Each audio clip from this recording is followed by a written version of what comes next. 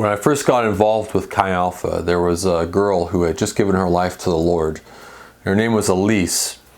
And Elise didn't come from a Christian background. Her parents had immigrated to the United States from Taiwan, and so she had a lot more Buddhist history with faith ideas, but really didn't know what she believed or thought about God coming to college.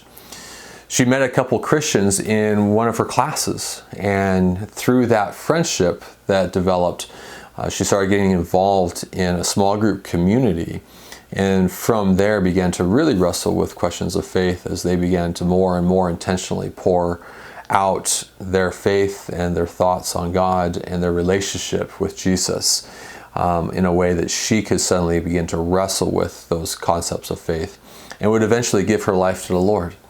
And we became friends. It was a really cool thing. Elise would eventually become a girl who you'd kind of say I knew her when. She was going to one of the top law schools in the nation after college. During the summers, I would be working in a Walmart warehouse, and she'd be doing internships in the White House, where hanging out with vice presidents and different Supreme Court justices and people like that. And we'd always have these really fascinating conversations where I suddenly realized here was a girl who was going to become a very influential person in our world, but she was reached not because she had any interest in Christianity and Jesus and the church coming to college, but because people in her life were looking around their world and becoming friends with the people in their world, and through that found Elise at a place where she was ready to really start the journey with them in the ideas of who Jesus was and what that meant for her in her life.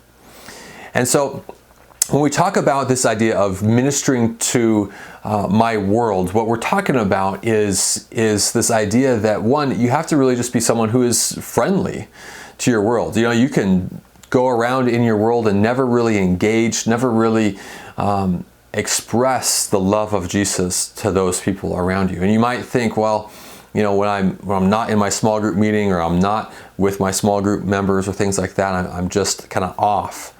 And that suggests that we have the wrong mindsets, both in small group ministry and when we aren't doing small group ministry, that faith is something that we do in life instead of letting faith be part of our life.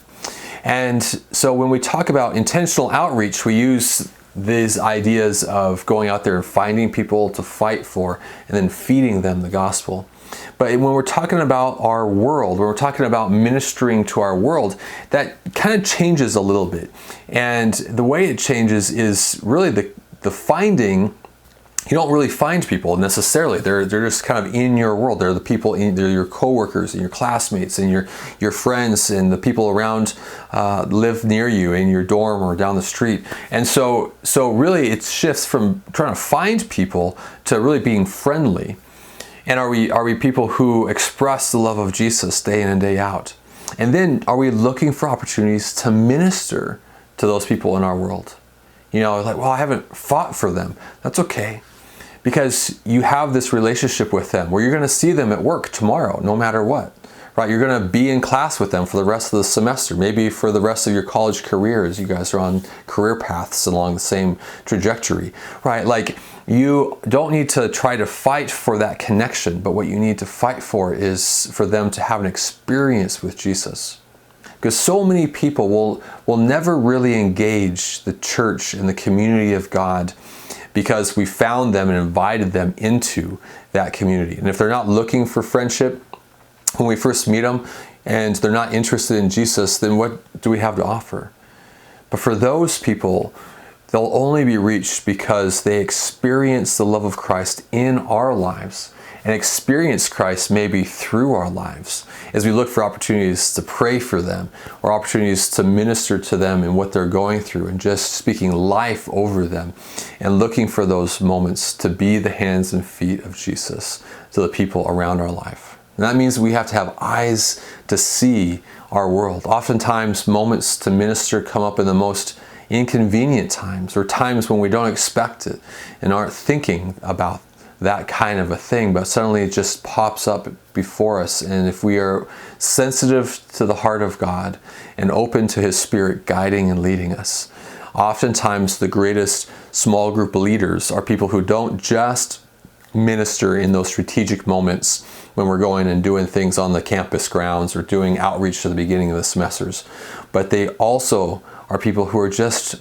people who minister day in and day out when given opportunity, and are open to letting the love of Christ shine through them at any given time and opportunity that they find.